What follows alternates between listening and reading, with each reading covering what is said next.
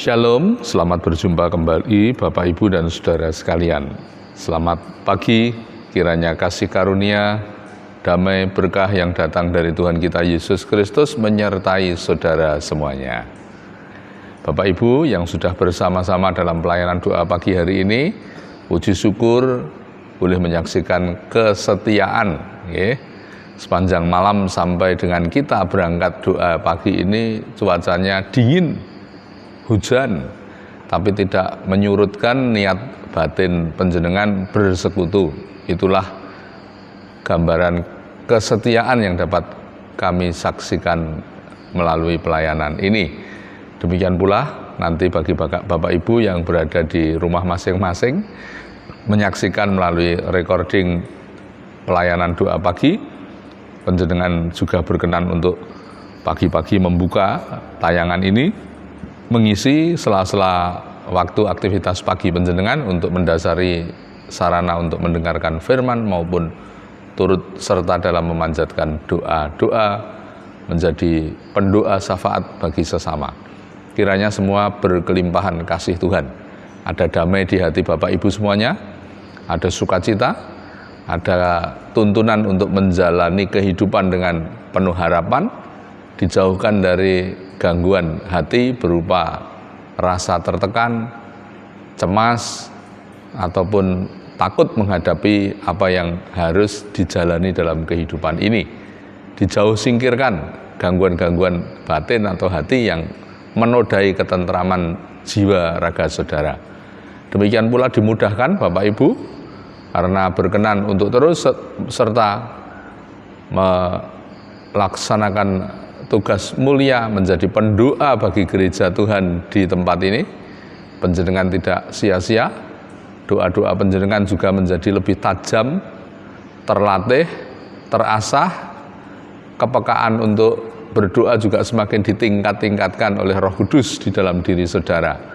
Semakin mudah terdorong untuk menjadi pendoa bagi pergumulan-pergumulan hidup real, pribadi, keluarga maupun sesama di tengah lingkungan pelayanan ini. Dari situlah kedewasaan rohani itu terukir dan terbangun.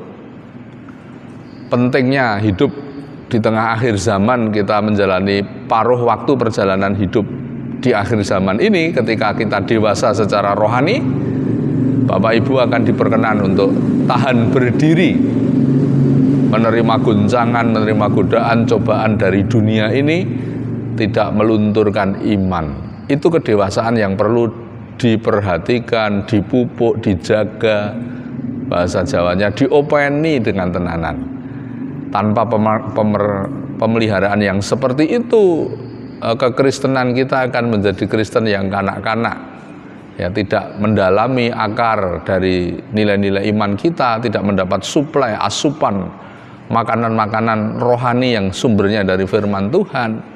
Ketika itu tidak terjadi, maka iman kita di tengah himpitan godaan dunia bisa menjadi lemah, bahkan tidak sedikit di antara kita meninggalkan Tuhan. Karena semakin menuju kepada akhir zaman, hari kedatangan Tuhan, tanda-tanda yang hadir itu bukan sesuatu yang membuat hati nyaman. Ya, keadaan yang sifatnya seperti gambaran berguncang, bergelora, kekuatan-kekuatan yang sepertinya di atas kemampuan manusia mencerna dan mewadahi, itu bisa terjadi dan melanda menjadi peristiwa-peristiwa di akhir zaman. Dengan tulisan eksplisit, ya, ada peperangan bangsa melawan bangsa, itu simbol bagaimana di akhir zaman ini, ya, yang berkonflik bukan lapisan kecil, tetapi mereka yang punya kedudukan, bahkan melibatkan yang namanya kekuatan sebuah bangsa. Bagaimana rasa hati ketika bangsa kita itu berkonflik dengan bangsa lain. Melihat petian-petian sorotan di YouTube, ya, wawancara, kesaksian sanak saudara kita yang berada di jalur peperangan walaupun sudah puluhan tahun mengalami, ternyata ketercekaman itu yang menjadi gambaran orang-orang di daerah peperangan, di medan peperangan. Memberi gambaran apa ini kepada kita semua ketika kita berada di generasi akhir zaman dengan tanda-tanda zaman yang seperti itu? Memberikan gambaran banyak orang kehilangan damai. Banyak orang hidupnya dikuasai maut sehingga tercekam. Untuk itu menuju ke akhir zaman kita harus menjaga kehidupan kita dengan kuasa Roh Kudus, dengan merendahkan diri di hadapan Tuhan, terus mengisi agar iman kita menjadi bertumbuh semakin kuat, sehingga tekanan himpitan kuasa manapun termasuk kuasa maut yang mencekam itu tidak membuat kita kehilangan damai menjalani hidup di bumi sampai menyongsong kedatangannya dengan penuh keadaan bangkit, keadaan tegak berdiri, keadaan masih dalam pertumbuhan atau dalam keyakinan yang kokoh, tidak sedang dalam keadaan compang-camping iman kita, tidak sedang dalam keadaan ragu-ragu percaya kita, tidak sedang keadaan jauh posisi hidup kita dengan Yesus ketika masih di bumi ini. Tetapi saat di bumi, karena bertumbuh dan ngopeni iman, maka himpitan dunia sebagai tanda-tanda akhir zaman tidak meluruhkan iman, bahkan terus membuat sarana menentramkan batin saudara di tengah gejolak-gejolak yang mengerikan yang bisa kita jumpai. Bencana alam, tanah longsor, ya, gunung meletus, terjadi di depan mata kita akhir-akhir ini, dan banjir bandang, ya, semuanya bisa menimpa dan sewaktu-waktu datangnya. Namun ketika yakin percaya kita kepada Tuhan, terjaga, terpelihara, ya, setidak-tidaknya berada di tengah situasi itu masih ada payung teduh yang mendamaikan, menenteramkan jiwa kita. Tetap setia Bapak Ibu, tetap jaga iman. Para muda-mudi jangan mudah dengan hempasan gaya hidup yang namanya sibuk, yang namanya terhisap oleh tren kerja yang tidak mengenal waktu, tempat, bahkan sampai di rumah pun sekarang dituntut untuk mengabdi kepada pekerjaan karena model WFH. Di sisi lain menguntungkan, di sisi lain ada bagian-bagian ketidakwajaran mulai menjadi sistem orang mempekerjakan orang lain. Ketidakwajaran dengan tekanan deadline, dengan tekanan target, ya, capaian dan sebagainya, sehingga orang betul-betul dikejar pikiran hatinya sama dengan orang yang berada di tengah negara yang sedang perang. Ya, di sini damai loh, negaranya tidak perang, tapi menjadi tidak damai karena dikejar-kejar pekerjaan. Itu menjadi tren orang-orang, ya. Lalu juga mulai masuk tren gaya hidup di mana kebahagiaan itu bergeser, bukan karena hidupmu bertaat kepada Tuhan, mengabdi kepada Tuhan, menyembah kepada Tuhan itu kebahagiaan, bukan karena menjalani nilai-nilai ajaran Tuhan, mengasihi, mengampuni, ya, hidup dalam syukur itu kebahagiaan. Bergeser kebahagiaan itu kepada kekayaan dunia, popularitas, ya, tren zaman, ya, lalu branded, ya, hal-hal yang menjadi viral itu kalau bisa ngikuti itu kebahagiaan, ya, dan seterusnya.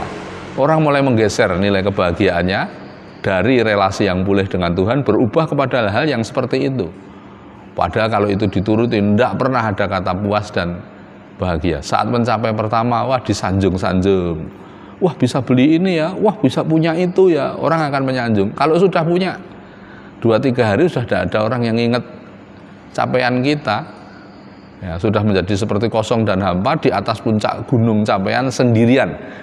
Kedinginan jiwanya, kedinginan orientasi hidupnya, karena dia mendaki di puncak kedamaian yang salah, mendaki di puncak capaian yang bukan untuk tujuan abadi, ya, sesaat, ya, mendapat sanjungan, mendapat pujian, diakui, merasa lebih confidence, percaya diri karena bisa ajur-ajur dan lumrah dengan apa yang sedang menjadi tren di zaman hidup ini. Tetapi sesudah itu terlewatkan rasa tidak puas, rasa ketakutan, bahkan rasa tidak bermakna, bahkan akan melingkupi pikiran hati kita, hingga terus membangun gunung capaian yang lain lagi, membangun puncak baru lagi untuk didaki dan dicapai dengan lelah lagi, sampai di situ senang sesaat, hilang lagi, dan seterusnya. Kembalilah gunung puncak capaian hidupmu, yaitu ketika hubunganmu dipulihkan dengan Tuhan dan engkau pelihara setiap hari. Damainya akan mengalir, ya, cinta kasihnya akan membuat saudara teduh, tentram, maka bangunlah persekutuan yang tidak kenal enggan, ya, membayar harga, bangun pagi, agak ngantuk-ngantuk, enggak apa-apa, berangkat, nanti Tuhan menyegarkan saudara. Doa malam, enggak apa-apa, agak ngantuk-ngantuk. Tantangan doa itu di kitab suci tidak lebih dari rasa malas dan ngantuk. Sama, kita pun kalau berdoa menghadapi dua itu. Mau diadakan pagi, diadakan malam, diadakan siang pun, kalau ajaannya itu berdoa, tantangannya dua hal itu, malas karo ngantuk. Ya, itu padahal mengasah iman. Baca firman Tuhan, baca Alkitab itu alat untuk memelihara iman. Tapi tidak semua orang Kristen yang bisa membaca pun membaca Alkitabnya dengan setia. Tantangannya kehilangan gairah, diliputi rasa malas, nuruti rasa malas, ya, atau dengan gaya bahasa lain sibuk ora duwe wektu, ngantek ora duwe wektu nggo maca kitab suci, nggo maca WA ora nek kata kentekan wektu, ora nek kata sibuk nggo maca apa storine wong liya iso ning tekan ngurusi maca Alkitab. Sudah, itu seolah-olah bukan kepentingan hari ini, itu seolah-olah urusan yang lain, dunia lain gitu ya. Tidak loh saudara, itu adalah dunia saudara dan saya. Untuk mengisi Advent, masa kedatangannya yang tidak tahu pasti menit dan waktunya, itu harus diisi dengan memupuk, memelihara kehidupan iman saudara. Tetap segar saat kedatangannya tiba, berdiri teguh dalam keadaan kuat, menyongsong untuk menerima dengan sukacita keselamatan abadi yang dari Tuhan. Selagi masih di bumi, isi kehidupan kita dengan disertai hidup yang bersekutu, disiplin rohani, bekerja untuk mencari nafkah, mencari apa yang dibutuhkan dengan kekayaan di dunia, boleh, harus bahkan, tetapi tidak boleh kehilangan atau mengambil waktu indah saudara memeliharakan iman. Mari kita berdoa bersama-sama. Bapa di surga, terima kasih Tuhan menggerakkan untuk menyampaikan prolog yang panjang, menggugah ingatan. Kenapa harus berdoa? Kenapa harus mendengar firman? Kami diingatkan tentang perjalanan capaian sukses kehidupan yang mulai bergeser dari kehidupan saleh, taat kepada Tuhan, bekerja dengan syukur, bekerja membangun harapan tapi tidak ambisius, bekerja yang tidak menjadikannya budak dari pekerjaan itu sendiri.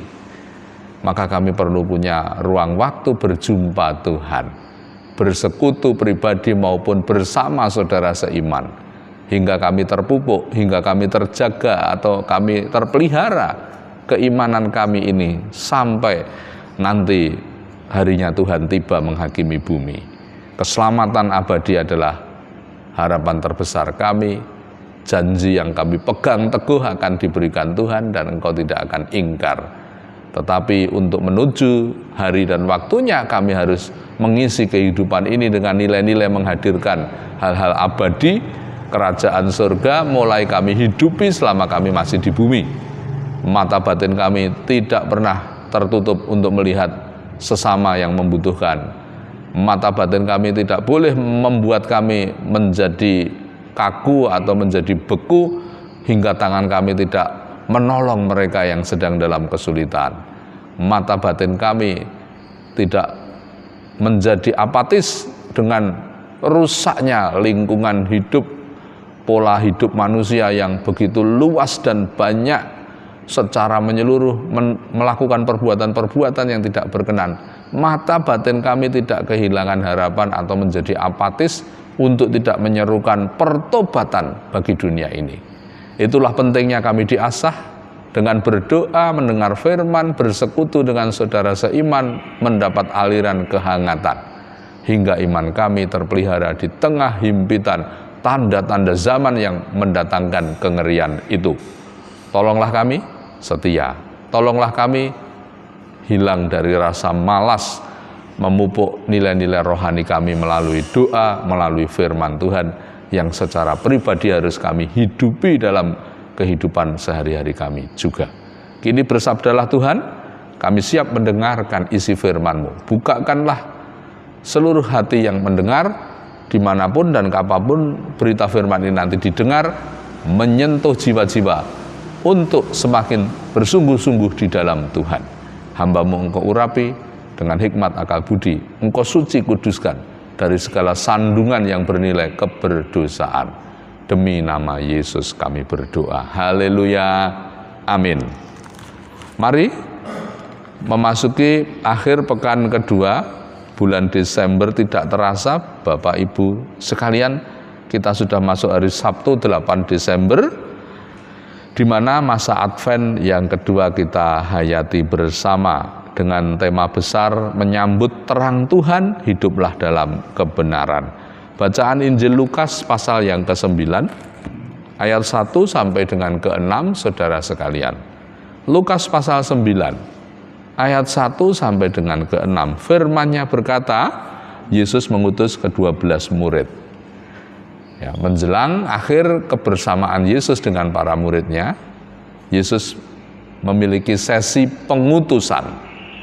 Jadi tidak terus belajar kepada sang induk, sang guru, sang gembala, tapi ada masa di mana domba-domba ini untuk pergi menjadi kawan sekerja, menunaikan misi gembala agung sejati, yaitu mewartakan berita keselamatan, memberikan tanda ajaib untuk mencelikkan mata orang bahwa di dalam nama Yesus ada kuasa, ada otoritas, ada karya besar yang bisa mengalahkan kekuatan-kekuatan spirit yang ada di dunia yang bukan berasal dari Tuhan. Firman-Nya berkata demikian, Lukas 9 ayat 1 sampai dengan 6. Maka Yesus memanggil ke-12 murid-Nya, lalu memberikan tenaga dan kuasa kepada mereka untuk menguasai setan-setan dan untuk menyembuhkan penyakit-penyakit. Amin, Bapak Ibu.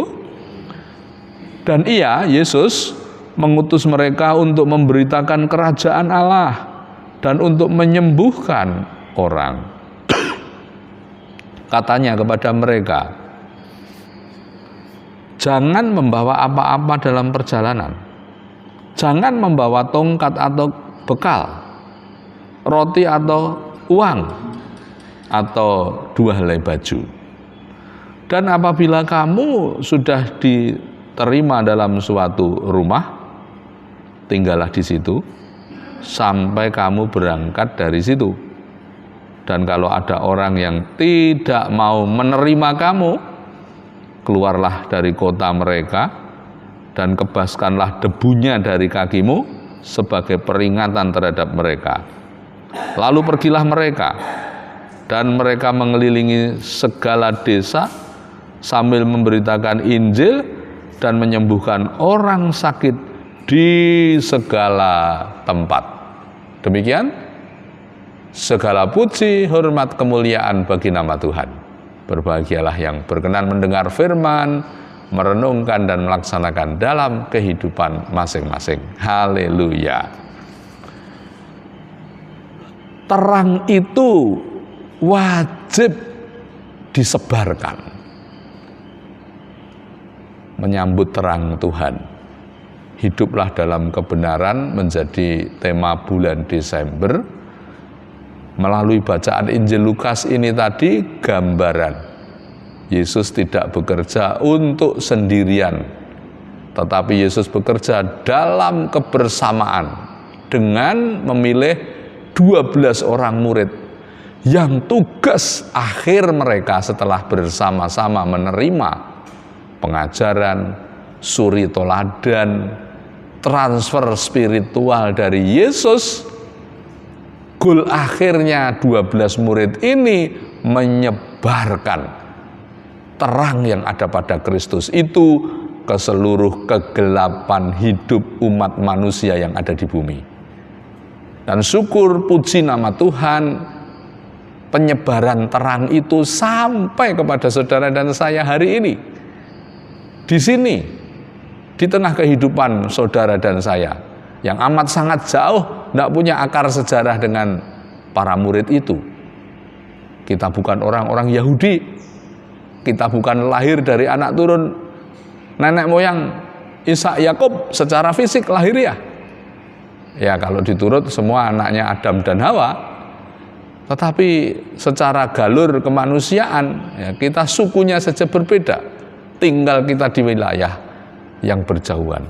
Tetapi sekalipun tidak melihat, sekalipun bukan bagian inti dari perjanjian Allah memilih umat pilihannya, saudara dan saya terbukti bukan kamu yang memilih untuk menerima terang itu, tetapi Yesuslah yang begitu rupa memperhatikan saudara, sehingga saudara terpilih menjadi bagian dari keluarga kerajaan Allah yang ada di bumi, dari umat yang rajani, bangsa yang terpilih menjadi anak turunnya Abraham karena peristiwa pertobatan dan percaya saudara kepada Yesus.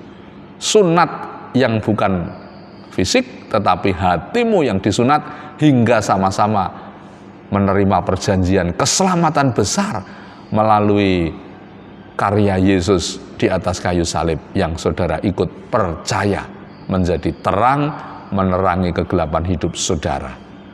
Yang dulu cemar, ketika menerima terang itu dorongan hidup saudara untuk hidup kudus. Dulu keras, ketika menerima terang kasih Yesus saudara berubah perlahan-lahan menjadi tidak damai hatinya ketika berlaku keras. Dulu suka mengumpat, misuh-misuh, apa sidik cul ngomong kotor. Begitu mengenal Yesus, hidup di dalam kekristenan, Roh Kudus menolong saudara untuk tidak damai, mengucapkan kalimat sia-sia, bahkan kalimat kotor. Saudara berubah. Dulu terikat dengan kenikmatan daging, kenikmatan dunia dan segala hawa nafsunya. Begitu mengenal Yesus, bertobat, terang itu tersebar menerangi jiwa saudara, saudara menjadi risih, bahkan jijik dengan perbuatan yang loba seperti itu. Mujo nafsu, tidak ada kenal puasnya, berlaku sembrono, berlaku kotor di dunia, dengan menikmati kenikmatan daging, hawa nafsu, dan segala yang ditawarkan oleh dunia ini. Itu terang bekerja. Dan itu perlu kita sebar di masa Advent ini, bukan hanya menanti pasif. Saya ulang dan saya tandaskan, Advent bukan menanti dalam posisi pasif. Katakan kepada kanan kiri, menanti tidak pasif, ya. Menantinya jangan pasif di masa Advent. Lah kalau tidak pasif, menantinya bagaimana? Firman-Nya berkata, maka Yesus memanggil ke-12 murid-Nya, lalu memberikan tenaga dan kuasa kepada mereka untuk menguasai setan-setan dan untuk menyembuhkan penyakit-penyakit. Dan Ia, ayat 2, mengutus mereka untuk memberitakan kerajaan Allah dan untuk menyembuhkan orang. Mboten pasipe panjenengan nampi daya saking Gusti, kasekten ingkang dayanipun ngawonaken setan. Aja kok malah wong Kristen isih rapat karo setan, kerjasama karo setan, tinggo nambani lorone, tinggo nekake sebutane rezeki ning jane kuwi colongane setan ditemplokne dititipne teng dompet panjenengan. Setan nek nyambut gawe najan to mitulungi ning jane njlomprongke. Setuju napa setuju para sederek? Yesus memberikan kuasa untuk mengalahkan. Kok di dunia dan anak turunnya manusia malah berkompromi dan bekerja sama dengan setan. Yesus memberi kuasa di masa Advent, membawa terang untuk disebarkan, itu salah satunya adalah kuasa untuk mengalahkan setan. Setan tidak pernah membuat saudara itu ya terjegal jatuh secara aktif. Keputusan jatuhnya itu sepenuhnya tanggung jawab saudara.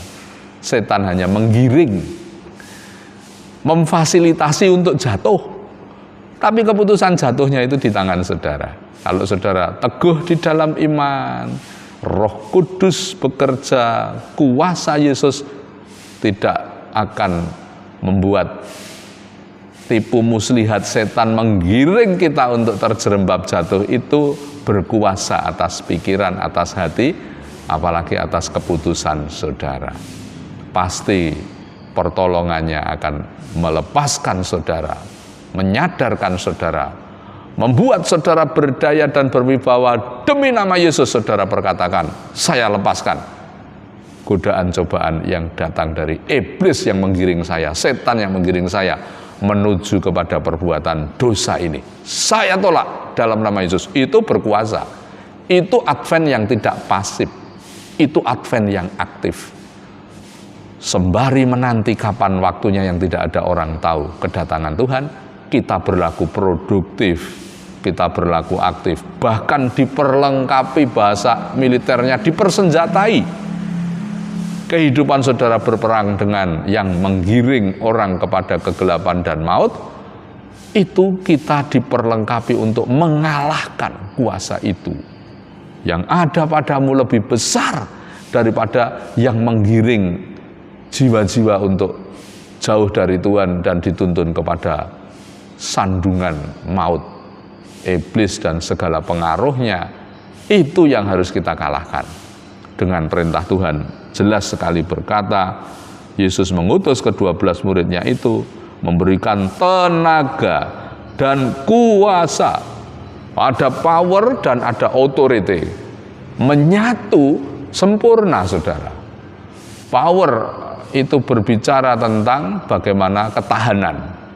Authority, otoritas, kuasa itu bicara tentang kepemimpinan atau keputusan. Jadi ketika kita itu dengan sepenuh tenaga, dengan sepenuh kekuatan, disertai dengan otoritas, itu bisa menjalankan yang sudah berhenti, bisa menghentikan yang perjalanannya tidak baik dan benar. Itu otoritas, punya kuasa, ya, punya hak, punya keagungan, itu otoritas. Duduk menjadi lebih tinggi dari yang lain, itu otoritas. Para murid diberi selain kekuatan, power, tetapi juga diberi otoritas di muka bumi ini, terutama menghadapi kuasa kegelapan. Katanya kepada mereka, kata Yesus kepada mereka ayat yang ketiga, jangan membawa apa-apa dalam perjalanan. Ini bicara tentang apa? Jangan membawa tongkat atau bekal, roti atau uang, atau 2 helai baju. Yesus bicara totalitas, menutup mata keinginan, menggantikan mata batin yang tertuju fokus kepada panggilan. Di waktu itu murid-murid mempraktekkan letter luck. Mereka pergi hanya dengan apa yang menempel di tubuh mereka dan menjadi musafir. Mereka pergi dan menjadi pemberita kerajaan Allah, yang ada damai sejahtera di bumi, yang ada damai sejahtera abadi. Kerajaan Allah itu kuasa dan ruang perintahnya, ruang otoritasnya, supaya orang semua terbilang menjadi warga kerajaan Allah sekalipun hidupnya masih di bumi. Mereka diajari di ayat 3 ketika menunaikan itu, satu, disadarkan tidak dengan kelemahan mereka, tetapi dengan otoritas dan kekuatan ilahi, pasti berdaya, pasti berkemenangan. Amin. Jangan isi Adventmu dengan pasif, karena wah raimbang kalau kita sudah diperlengkapi sebegitu dengan kekuatan dan bahasa Indonesianya diberi tenaga dan diberi kuasa oleh Yesus, dengan standar, dengan sumber yang bobotnya sama dengan kekuatan dan otoritas yang ada pada Yesus. Itu dialirkan kepada para muridnya, kepada setiap orang percaya, untuk pergi membawa terang itu ke segala penjuru bangsa. Yang kedua, ketika menunaikan tugas perutusan di masa Advent, konsentrasi fokus mata batinmu hanya kepada perutusan itu. Di zaman para murid letterlek, mereka berdiri hanya dengan apa yang menempel. Tongkat pun untuk menghalau yang membahayakan kaki mereka, binatang merayap, binatang liar pun tidak perlu mereka hiraukan.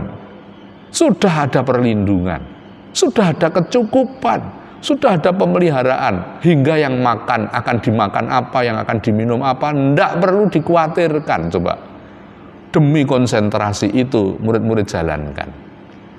Jadi poin kedua ini bicara tentang masa Advent, orientasi hidupmu, konsentrasi hidupmu di mana? Di tongkat, di makanan, ya, menjalani hidup menuju kepada tugas mulia, menyiapkan, mempertobatkan, membawa sebanyak mungkin orang dalam kegelapan menuju kepada terang. Tapi orientasi hidupmu di mana? Kecantol pada roti, kecantol pada tongkat. Tongkat itu bicara tentang alat yang melindungi diri, alat yang menimbulkan rasa aman. Saudara dilindungi oleh mengejar rasa aman yang bukan dari Tuhan. Orientasi hidupmu di akhir zaman ini terikat di mana? Terkonsentrasi di mana? Pesan Yesus, jangan terikat dan terkonsentrasi kepada hal yang menyimpulkan rasa aman, tongkat, menyimpulkan kepuasan lahiriah, makanan dan minuman.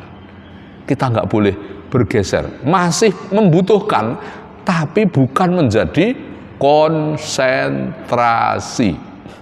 Tugasnya saat ini seperti para murid, mengisi masa Advent aktif dengan menggunakan kuasa dan power, otoritas dan kekuatan yang datang dari Tuhan itu kita gunakan untuk bekerja tanpa menoleh yang menjadi keinginan. Kalau kebutuhan pasti masih boleh dipenuhi, tapi banyak orang bergeser dari kebutuhan menjadi keinginan, bergeser dari kebutuhan menjadi tujuan hidupnya. Itu yang tidak boleh dalam menunaikan masa Advent. Berlaku aktif, tidak boleh kecantol oleh rasa aman, oleh minta perlindungan yang bukan dari Tuhan, disimbolkan tongkat, makanan minuman disimbolkan sebagai konsentrasi yang membelokkan kita, yaitu kenikmatan, kepuasan lahiriah berupa makan dan minum atau hal-hal yang di dunia ini yang kita cari, yang kita kerjakan, yang kita puas-puasin. Tidak boleh. Dan apabila kamu sudah diterima dalam suatu rumah, tinggallah di situ sampai kamu berangkat dan dari situ. Yang ketiga, berbicara tentang pulihnya relasi antar sesama manusia. Silaturahmimu diterima, tinggal di situ, jangan sia-siakan. Kalau ada orang yang berlaku baik, tanggapi dengan baik. Advent kita adalah memulihkan relasi, katakan dengan kanan kiri kita. Bentuk aktif Advent kita di dunia ini menerima kuasa otoritas dari Tuhan untuk memulihkan relasi. 1, 2, 3 katakan, untuk jangan tambah musuh, tapi tambah saudara. Walaupun orang asing, walaupun baru kamu datangi, mereka mau menerima kamu. Itu bentuk Adventmu, Advent aktif. Bisa diterima, tidak dicurigai, tidak dituduh akan merugikan atau menipu, ya, tidak membebani. Kedatanganmu membuat sukacita.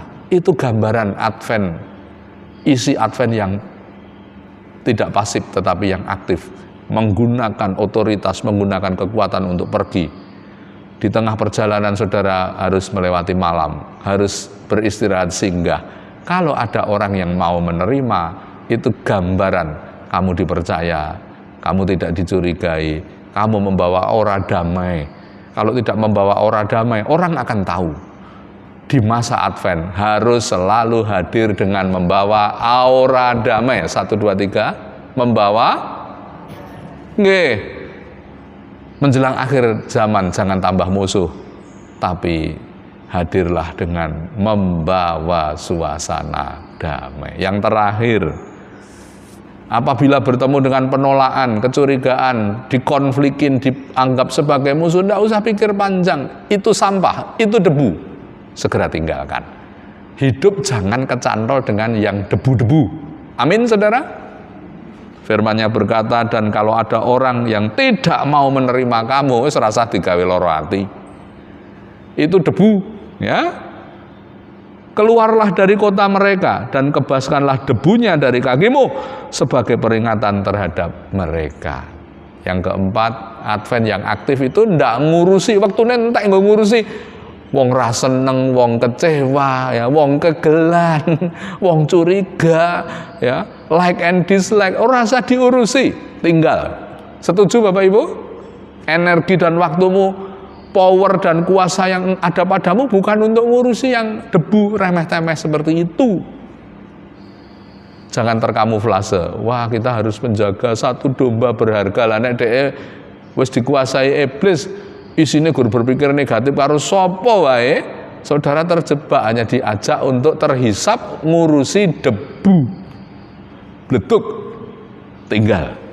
Keputusannya tegas. Waktunya tidak lama. Kerajaan Allah harus kamu beritakan kepada sebanyak mungkin orang.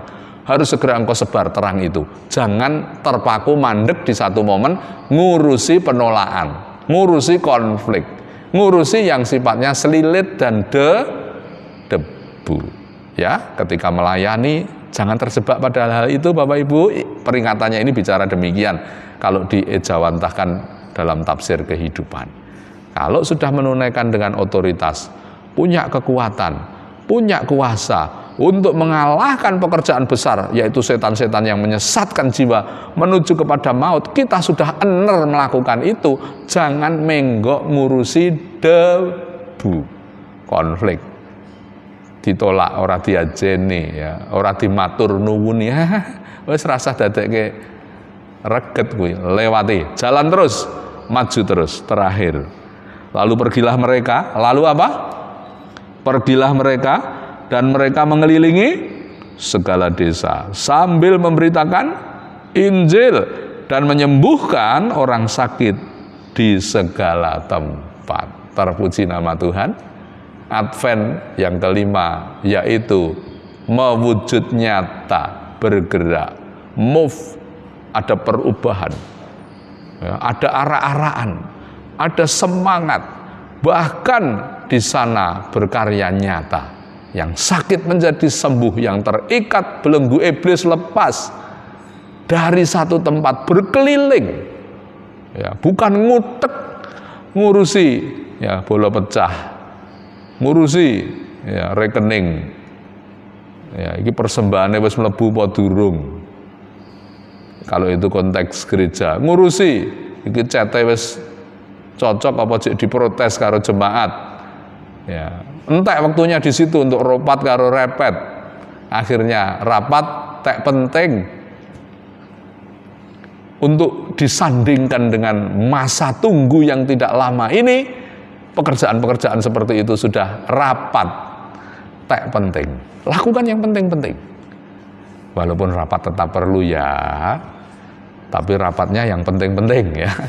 Untuk mengkoordinasikan pekerjaan-pekerjaan yang besar ya perlu rapat, tetapi banyak rapat sekarang itu kalau kita bobot dan amati kok menjadi seperti rapat tak penting gitu, ya, hanya ngurusi hal-hal yang bisa jadi bobotnya tidak seturut dengan melebarkan jalan untuk pewartaan kerajaan Allah, menyebarkan terang dengan mudah dan lancar di muka bumi. Kalau urusan itu saudara mau rapat sehari habis waktu, tapi menelurkan keputusan-keputusan yang menopang pekerjaan-pekerjaan pewartaan, saya kira itu yang Tuhan mau dan Tuhan suka. Tapi kalau lebih tidak lebih dari itu, bahkan jauh di bawah itu, ya, nggak action nanti, kita hanya tinggal di tempat. Tuhan butuh masa Advent semua bergerak, menggunakan otoritas, menggunakan kekuatan, melakukan tanda keajaiban, sehingga sebanyak mungkin orang dipulihkan imannya, dipertemukan dengan juru selamat, tidak hanya menerima kesembuhan dan keajaiban, dibuat kagum hatinya, tidak hanya sampai di situ, tapi sampai membuat sebanyak mungkin orang mengalami perubahan hidup, dikuasai dosa, dikuasai kuasa penderitaan, lepas menuju kepada orang-orang yang mengalami kuasa Tuhan. Tuhan memberkati saudara semua. Sebarkan terang itu di masa Advent. Jangan pasif, harus bergerak aktif, ya, jangan mau kejeglong mengejar hal-hal yang sifatnya bukan capaian utama, tongkat, roti dan sebagainya dalam perjalanan saudara. Tuhan akan cukupkan. Jangan juga ya, kejeglong, waktunya habis untuk ngurusi penolakan, konflik, hal-hal yang bobotnya hanya debu. Tapi Advent adalah pergi, berkeliling, memberitakan dengan kuasa, dengan otoritas, bertemu yang sakit, disembuhkan dalam otoritas dan kuasa Yesus, hingga orang mengalami kuasa Tuhan selama masih di bumi ini dan ikut peraraan untuk percaya menerima Yesus sebagai Tuhan sampai ke akhir zaman nanti. Demi nama Yesus, amin. Mari Bapak Ibu dan Saudara, kita akan masuk ke dalam pokok-pokok doa syafaat. Adakah titipan untuk didoakan dari pergumulan hidup jemaat sekalian? Pokok doa ada napa wonten? Saya pribadi minggu besok khotbah, lalu hari Senin tanggal 9 sampai hari Rabu tanggal 11 saya akan perjalanan doa, misi doa kedua ke IKN. Misi pertama masih titik nol, groundbreaking atau peletakan batu pertama. Nah, ini misi kedua sudah akan mengoperasikan aktivitas pemerintahan di sana. Januari lebih dari 12.000 harus sudah pindah ke IKN dan mulai bekerja di sana. Perangkat-perangkat kerja sudah ada, walaupun belum sempurna. Sampai periodenya nanti kan sempurnanya menjadi Smart City, Green City, itu ada di 2045, tetapi tahapan 5 tahun kedua 25 sampai 29 perlu kita kawal dengan mulai ada orang-orang bekerja di sana, tidak ada kalimat sumbang, juga tidak ada usaha-usaha untuk memprovokasi masyarakat adat yang semula teduh tenang, ada penerimaan sukacita, lalu mulai ada aliran-aliran isu yang begitu rupa. Nah, kita akan berdoa ke sana untuk tetap Tuhan berkenan atas kepindahan ibu kota, karena memang secara analisa sudah sangat tidak strategis bila itu bertahan dalam kurun waktu panjang untuk negara nasib anak cucu kita nanti. Kalau tetap di Jakarta, perlu mengembangkan wilayah-wilayah yang masih green, yang hijau itu, tetapi nanti menjadi tata kehidupan dengan sudah menyiapkan perilaku atau budaya yang baru yang dihidupi bersama, ya. Itu kita akan datang ke sana, sehingga hari Selasa yang akan datang Bapak Ibu, saya mohon izin untuk tidak melayani di tempat. Kemungkinan saya akan tayangkan recordingnya di hari Selasa pagi. Yang jelas tidak ada perjumpaan doa pagi di tempat ini, ya. Kita libur 1 kali hari Selasa. Demikian pengumuman resmi izin untuk Selasa tanggal minggu depan ini, ya. Jadi 9 tanggal 10, Selasa tanggal 10 kita tidak ada perjumpaan tatap muka doa pagi, namun saya berusaha untuk bisa mengirim recording. Melihat jadwal yang ada, sepertinya memungkinkan saya masih bisa melakukan recording di sana. Baik, mari kita masuk ke dalam pokok doa. Ada titipan mboten? Anak-anak masih ada yang testing, ya? Wonten malih? Sampun cekap?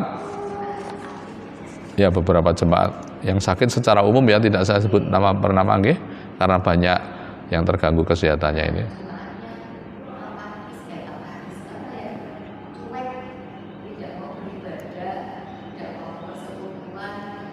Oh ya,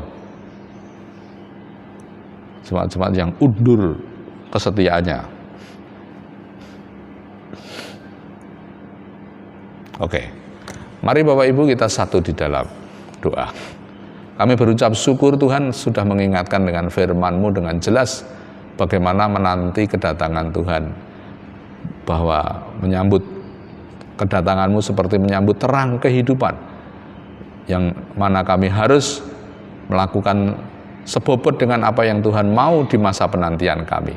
Hidup di dalam kebenaran. Advent kami isi dengan menggunakan kuasa otoritas yang dari Tuhan, bersaksi, sehingga kuasa Tuhan, kebesaran Tuhan dikenal, dilihat, dialami oleh orang-orang di dunia ini. Dan banyak di antara mereka yang mengalami turut bersaksi, membawa jiwa-jiwa yang dalam gelap menuju kepada kehidupan terang Kristus. yang semula menuju kepada kebinasaan diarahkan untuk berjalan sesuai iman percayanya kepada Yesus, akan hidup menuju hidup yang abadi. Bapa yang penuh kemurahan, kasih, kami doakan di hadapan-Mu pergumulan untuk bangsa negara kami saat ini menghadapi beberapa tempat di masa cuaca buruk, ada bencana-bencana yang menyertai, baik itu di Jawa Barat, banjir bandang, tanah longsor, maupun juga gunung meletus yang ada di Flores, NTT.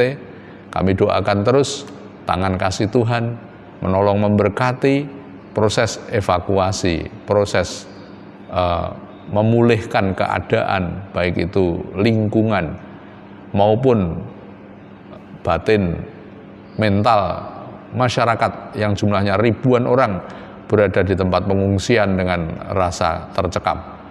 Kepadamu kami berseru, belas kasihan Tuhan, gereja-gereja umat Kristen terulur kasih untuk meringankan beban pergumulan sanak saudara kami yang dalam bencana alam. Kami juga berdoa, lindungi yang lain, selamatkan dan jauhkan, sehingga tidak bertambah kepanikan sampai kepada bertambahnya korban. Kami juga berdoa keprihatinan kejadian-kejadian kecelakaan lalu lintas di ruas jalan tol beberapa waktu-waktu ini.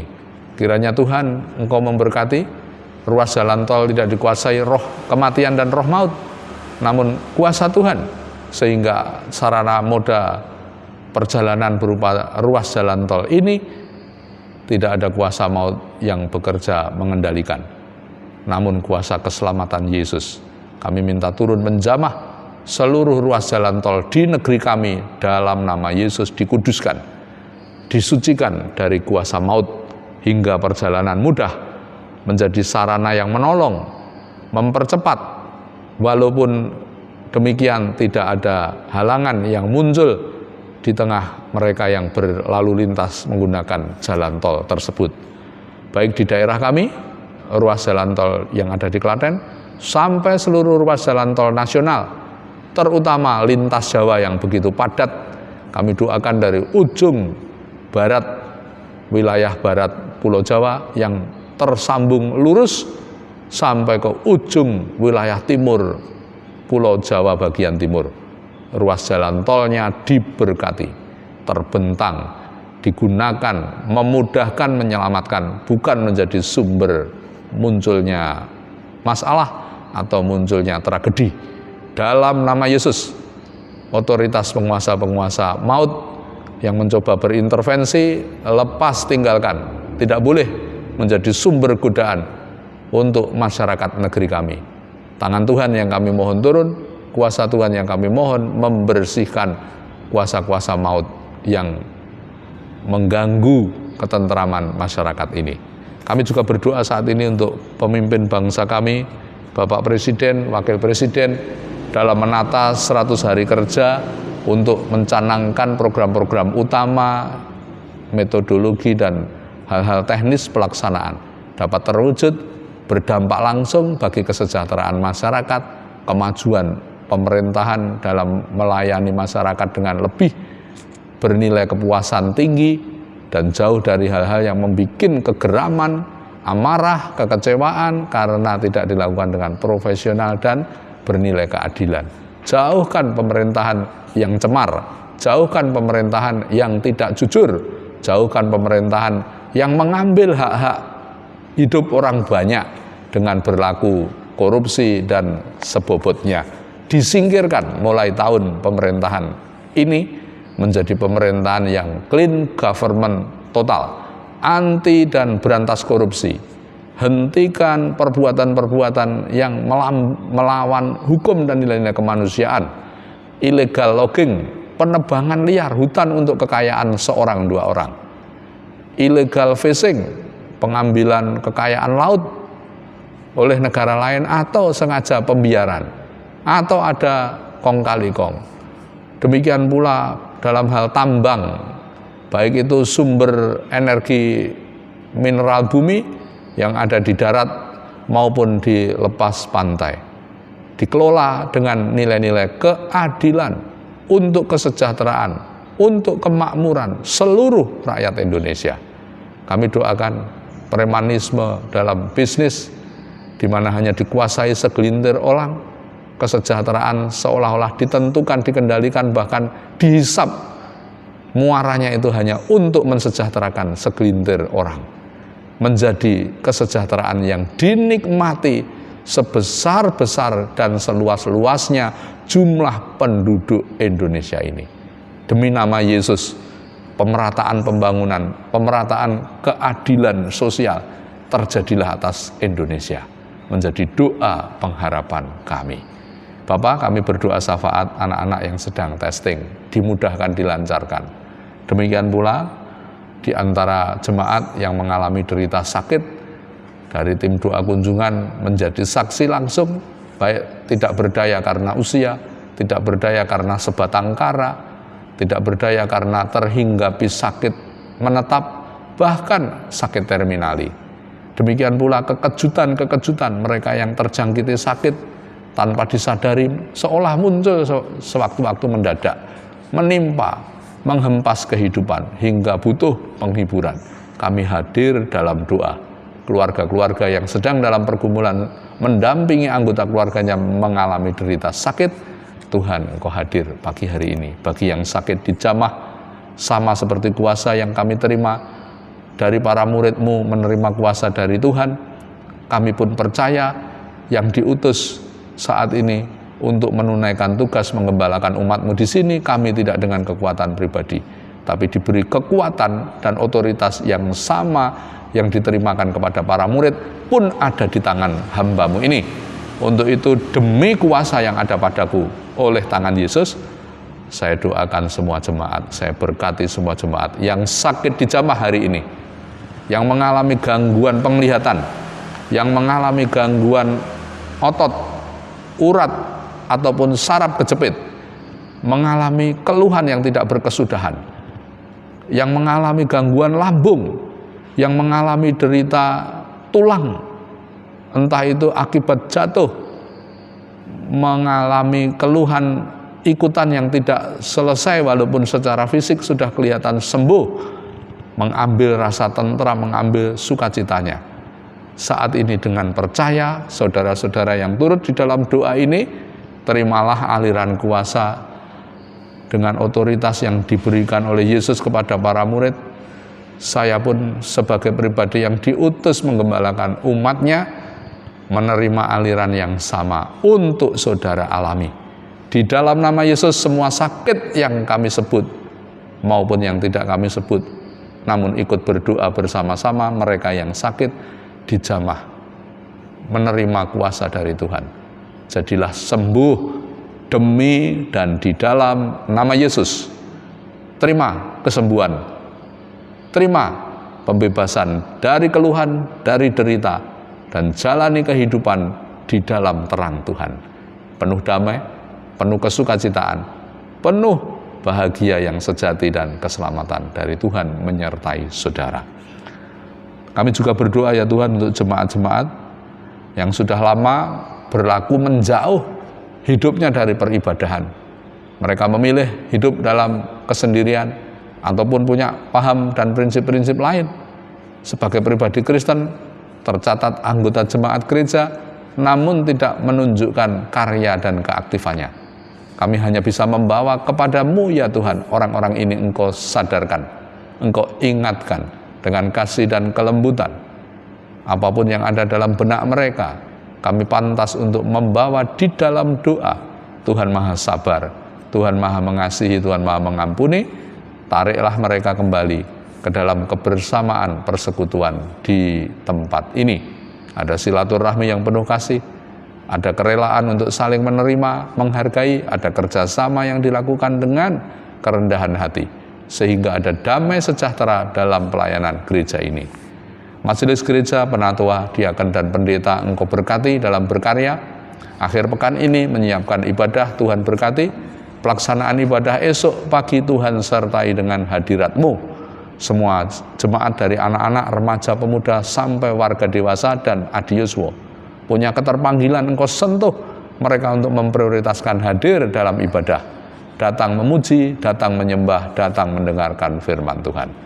Hamba juga berdoa meminta keselamatan bersama rombongan tim doa yang akan berangkat ke IKN pada hari Senin siang tanggal 9 sampai dengan hari Rabu siang tanggal 11.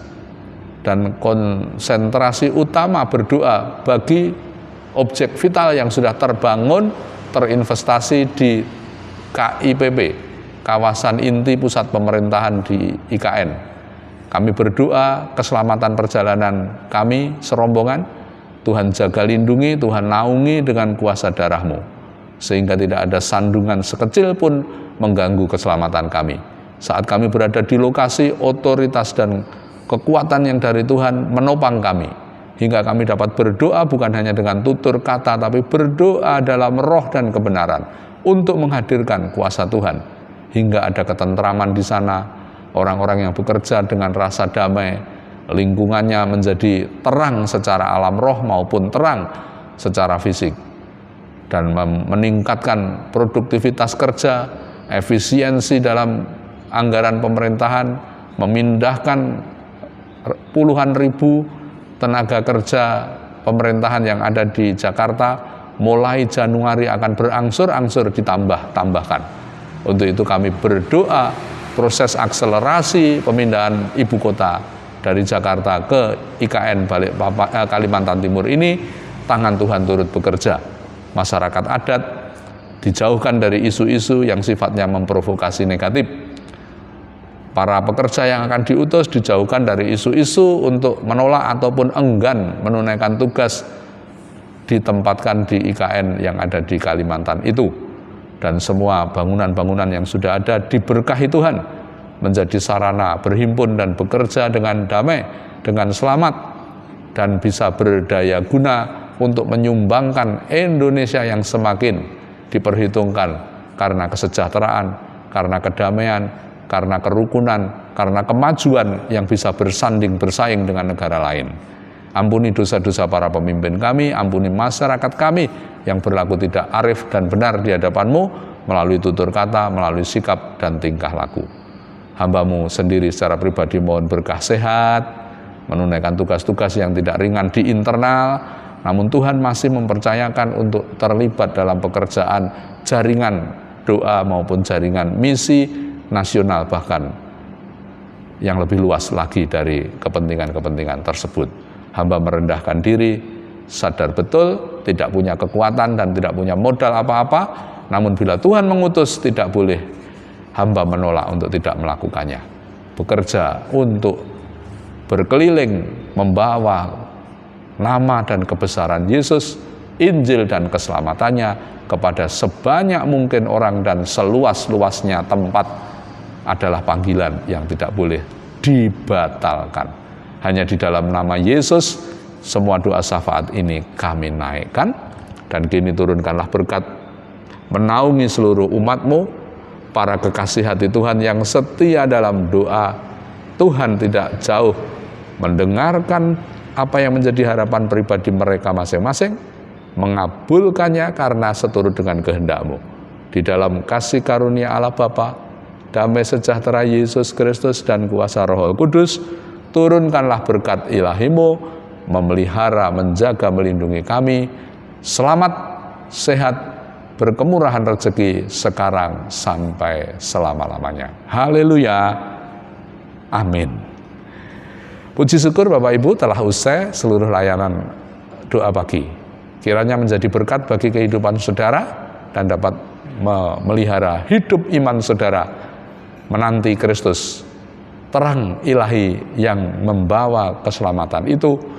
Saudara saksikan, saudara terima, karena hidup saudara terpelihara, tetap teguh, tidak luntur oleh godaan dunia, dan setia berkeliling mewartakan Injil keselamatan Kristus ke seluruh penjuru dunia. Tuhan Yesus memberkati kita, sampai bertemu kembali. Tuhan memberkati.